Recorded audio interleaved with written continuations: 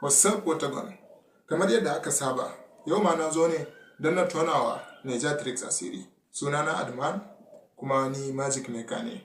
Na dauki shekaru sama da 5 ina yin magic videos. Amma yanzu na zo ne saboda na nuna muku yadda magician suke yin magic, sai ku kalla kaman da gaske abin ya faru. Za ku kalla kaman abu ya faru a cikin bidiyo, amma a zahiri kawai yar dabarbaru ne ake amfani da shi. Musamman wannan mutumin Awal Marafa, wanda aka fi sanin shi da Nigertrix, yana yin videos kuma mutane suna ta mamaki a cikin social media. Kuma yau za mu kalla wannan magic nashi din ne, mu kalla tare.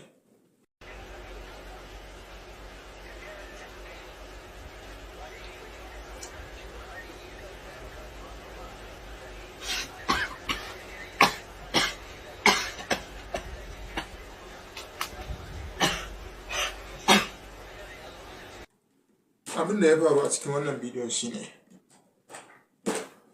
magician za su yi abu, sai kai mai kallo zaka kalla cewa kamar abin ya faru, amma a zahiri abin bai faru ba. Kamar abin da ya faru a cikin wannan bidiyon, ya yi amfani da maka, ya sa maka a cikin hancin shi sai ya cire ta baki. To ya aka yi haka? Mu za mu yi amfani da pen, shi ya amfani da maka, za mu yi da pen. Aka rike shi haka sai aka tura shi, amma ba wai cikin hancinka za ka sa ba. Idan ka tura zai shiga bayan hannunka ne, za ka sake shi ne ya shiga bayan hannunka, ba wai ciki za ka tura shi ba.